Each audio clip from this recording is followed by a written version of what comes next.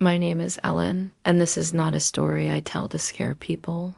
I'm telling this because to this day, I still don't know what it really was. All I know is something dark followed me. And it all began with one match on a dating app. I was 21 at the time, studying nursing at a top university in Manila. I lived in Tondo with my parents and younger brother. Tondo is chaotic, yes, but it's home. And we lived in a relatively quiet compound, tucked behind a small barangay chapel. People always told me I was too pretty to walk alone in our streets. It felt like a compliment until it started to feel like a curse. My social life wasn't much. Nursing is demanding, and I was always buried in books or volunteering in hospitals.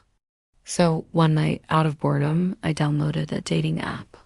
Just to try. I wasn't really expecting anything serious. That's when I matched with someone named Raymond. His profile was simple. He didn't have many photos, just one of him wearing a black hoodie, leaning against a wall covered in graffiti. He wasn't exactly my type, but there was something about his eyes. The kind you don't forget, intense, hollow almost. He messaged me first. He was polite. Called me Miss Ellen, which I thought was sweet and kind of old-fashioned. We talked for hours. He was articulate and he seemed to know a lot about things I liked: music, anatomy, the places in Tondo I never even mentioned to him. After a few days of chatting, he asked if we could meet. He said he lived nearby in a house at the far end of an old alley not far from the slaughterhouse district. It should have been a red flag, right? But he said his family owned a property business and that he managed warehouses in the area. I even asked my cousin who works with the barangay. There really was a Raymond family who owned a few bodegas around there. That calmed me down. So we agreed to meet the next Friday night at a tapsiligan near the pier. I wear my usual jeans and hoodie. Simple. My mom teased me before I left.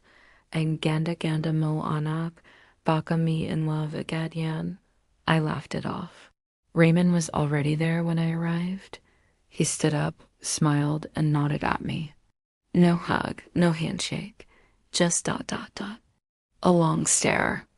We ate, talked a little, and he walked me home. That night, he didn't try anything. He just said, "Salamat, Miss Ellen. You're more than what I imagined." And then he left. He messaged me that same night, "Inggit kapalaki. May mate mamada as a palagid mo na hindi mo alam." I laughed. "Parang creepy, yeah, no." But he replied, "Delay it and G nakikita mo daw." After that night, things started to change. I'd see shadows outside our window at 2 a.m., though our gate was locked. I'd wake up to strange scratches on the steel roof above my room, like something was crawling. My younger brother, Gab, swore he saw a woman in white standing by our gate around midnight, but she had long black claws for hands. We thought he was dreaming.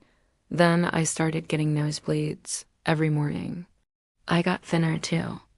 My classmates noticed. "Baka stress," I said. But I wasn't tired. I wasn't even studying that hard that week. Raymond kept texting me, checking on me, but one thing I noticed, he never texted during the day. Only after 6 p.m., and his signal always dropped when I asked him to send a selfie. He always had excuses. One night, I couldn't sleep. I went out to the sala and turned on the small TV. Around when I heard something on our roof again. A soft scratching like nails against metal. Then I smelled something strange like rust mixed with rotten meat. I checked outside from our window. No dogs, no cats, just stillness. Like the whole barangay was holding its breath. Then my phone vibrated. It was from Raymond. "Are you awake?" I froze. Before I could reply, another message came. "Look outside your window, Miss Ellen."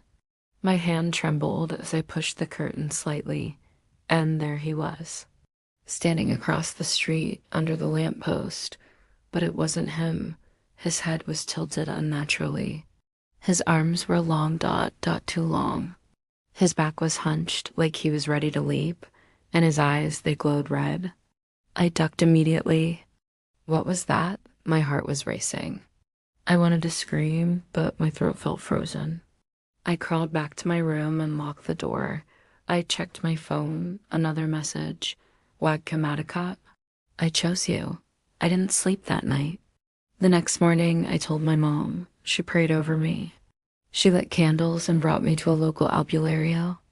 The old woman stared at me and said, Mesu musunid seo haisa, madagal ka nang tinatingnan.